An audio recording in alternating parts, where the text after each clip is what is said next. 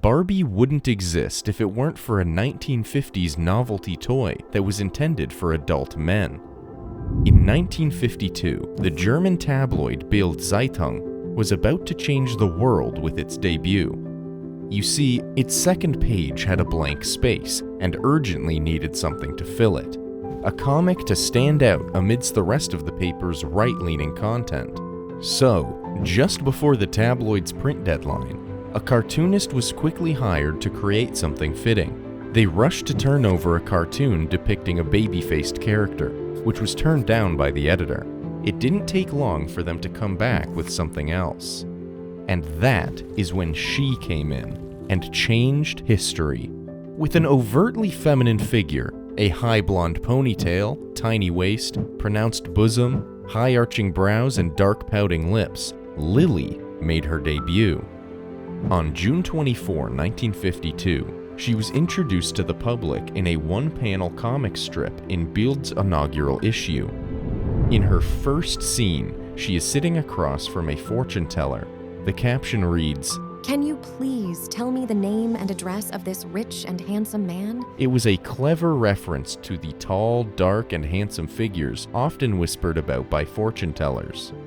In a world where many women aspired to break free from societal norms and pursue their own careers, Lilli was believed to be a secretary, as hinted by this issue, with a caption that reads, "The boss must be in love with me. He actually praised my work." But comics like this one gave her a reputation as a private dancer or call girl.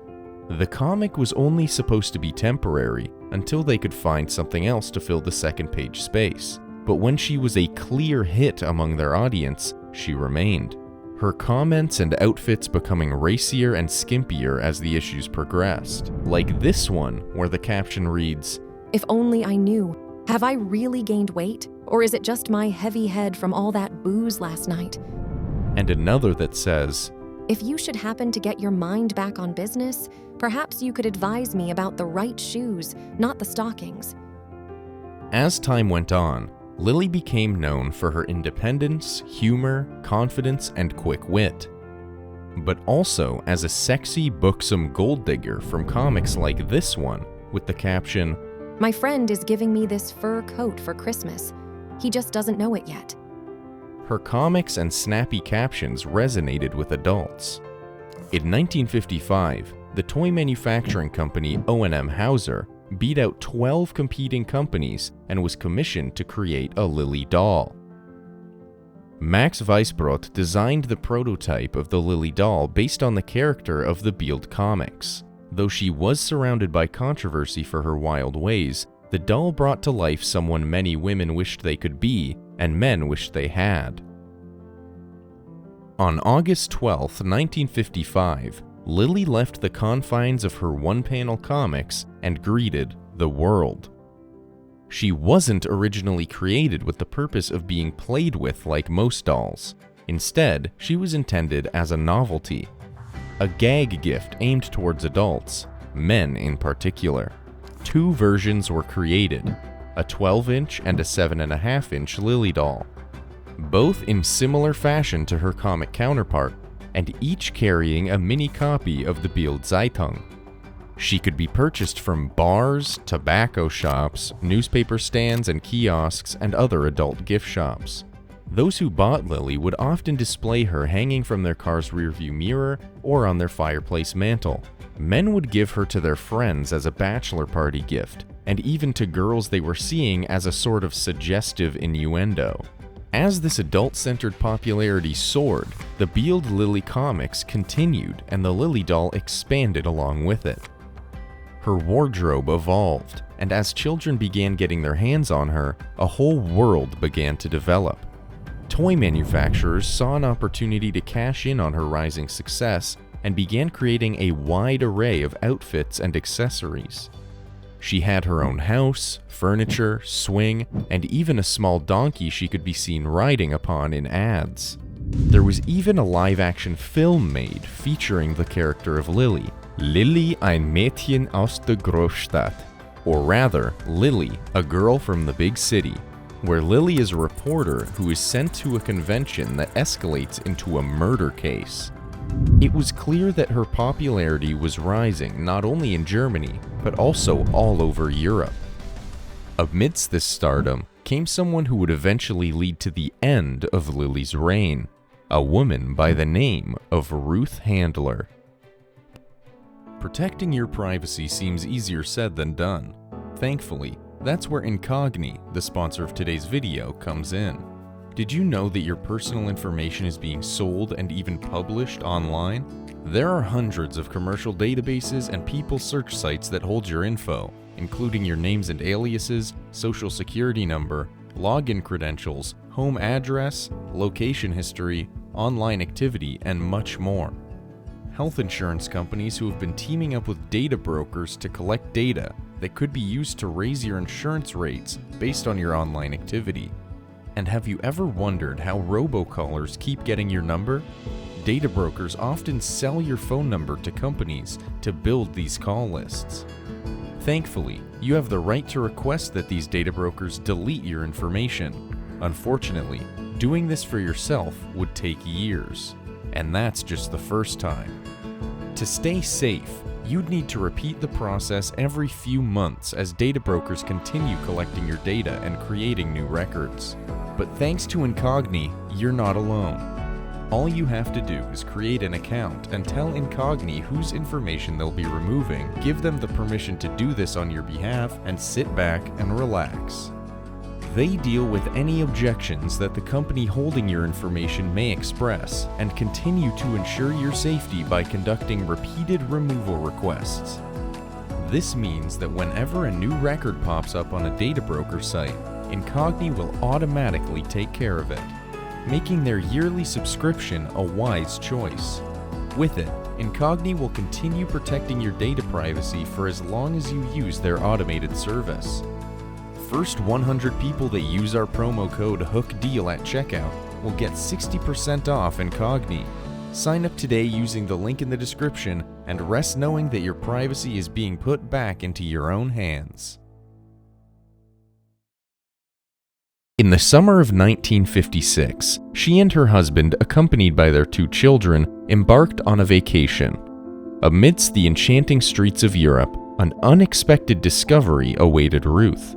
She peered through the window of a shop and came across a Bild Lilli doll display. You know, when we saw them, we just loved the way this doll and these windows. Ruth's daughter Barbara was immediately enchanted by Lilli, and Ruth, she saw an opportunity.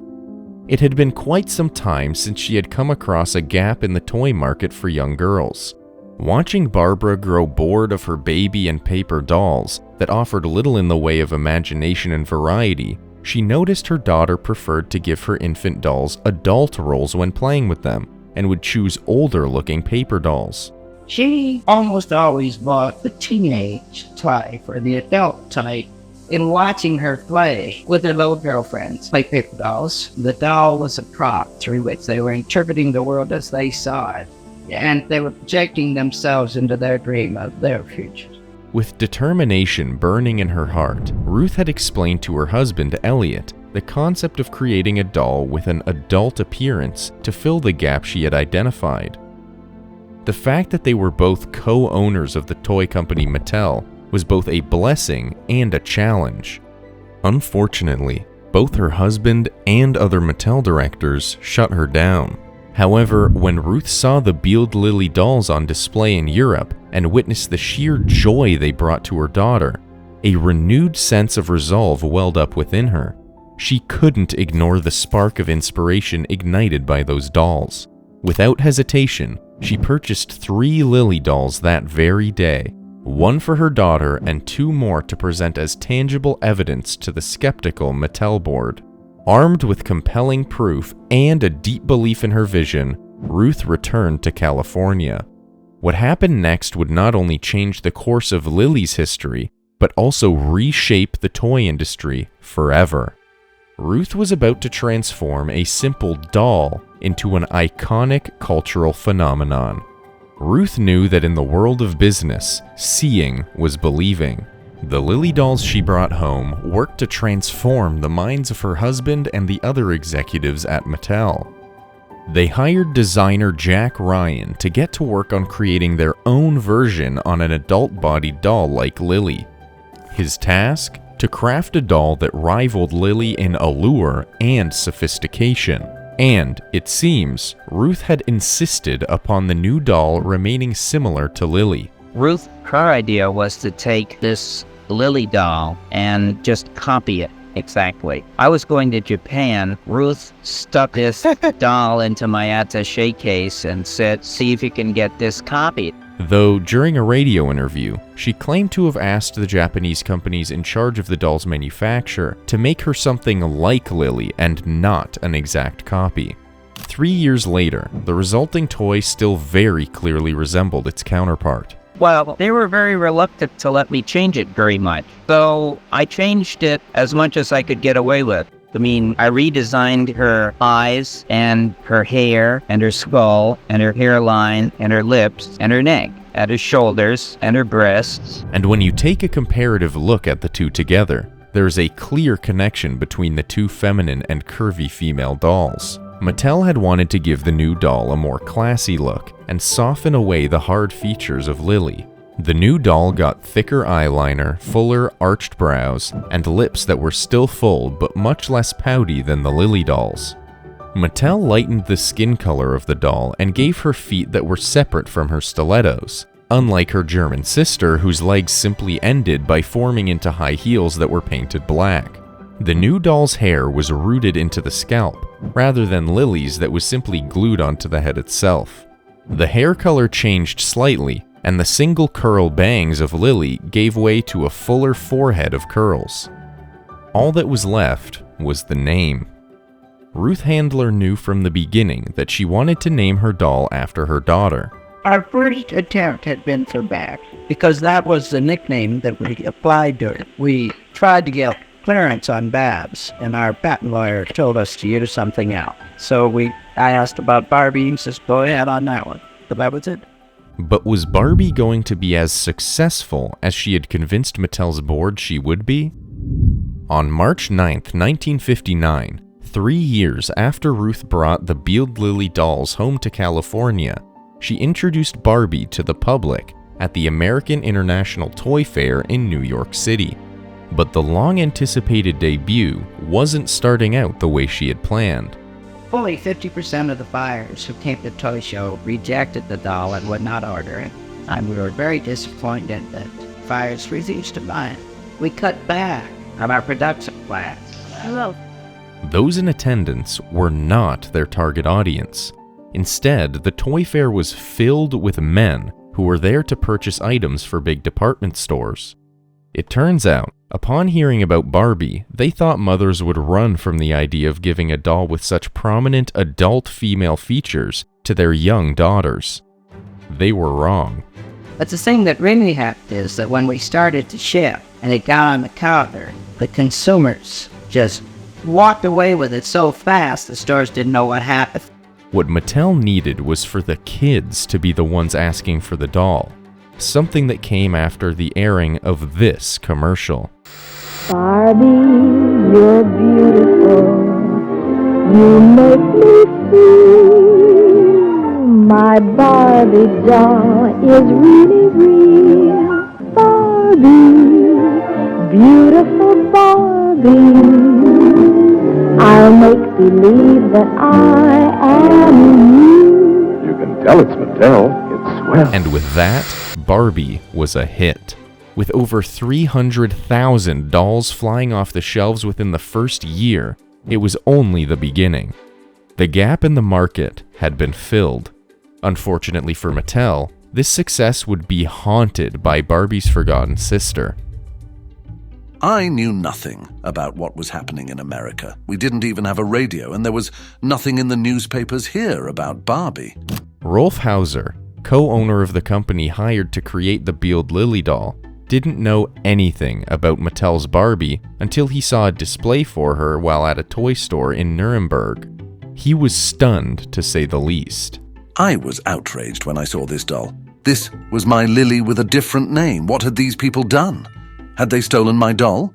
I didn't know what happened. Rolf wanted justice for Lilli, whose likeness, in his eyes, had been stolen.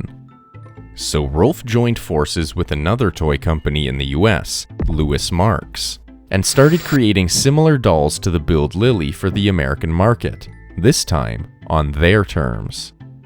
In 1961, Rolf's company applied for and received an American patent for the hip joint with the Bild Lilli doll, the same one that Mattel used when creating the Barbie. Together with Louis Marks, they were able to sue Mattel for infringing upon their patent.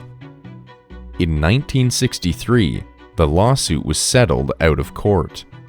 Rolf still wanted justice. Unfortunately, his brother and co-owner of their company, Kurt, convinced him otherwise. Kurt understood how big Mattel was and knew that continuing to go against them in court would bankrupt their small German company. In their eyes, they were left with no other option. I had no choice but to sell the patent, even if a judge had my patent in front of him, so he could see that Barbie was my Lilli. He would decide in favor of Mattel. If it was down to me, I would have gone to court just on principle. But my brother Kurt refused to go with me because it would be such a financial disaster. The copyright and patents for Lilli were sold to Mattel in 1964. We spent all day in negotiations. I wanted 1% of the sale profit, but they wanted me to sell all rights for a lump sum.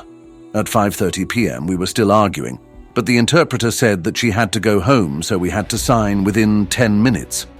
I sold the full rights. If I had known just how many Barbies Mattel had sold in the US, I would never have agreed to disposing of the rights of my doll. They could no longer create or sell their Lilli dolls, and after an 8.5-year comic run, Bild Lilli retired from her second-page spot in the Bild Zeitung, but not before taming her risque lifestyle. Her high ponytail turned into a bob, and her clothes became more conservative. She even settled down and got married. Not long later, in 1983, the Hauser brothers were left with nothing. Meanwhile, Barbie's success continued to bring in millions for Mattel. But the lawsuits didn't end there. By 2001, Barbie's worldwide sales were making Mattel $1.55 billion. That same year, the now bankrupt brothers tried again to sue Mattel, this time claiming they were defrauded in the 1964 deal. They wanted royalties on every Barbie sold since 1964 to make up for it. They lost this lawsuit to Mattel. Barbie's success continued to soar, and in 2023, the live-action Barbie movie would make history with $1 billion at the box office in just 3 weeks, further cementing their status as an iconic cultural phenomenon. For Rolf, however, his legacy was over the moment he signed those papers. If I had never made Lilli, there would never have been a Barbie doll, and I would still be the head of one of Germany's top toy companies. Instead, everything my father suffered so much to build up has gone, and I am nothing.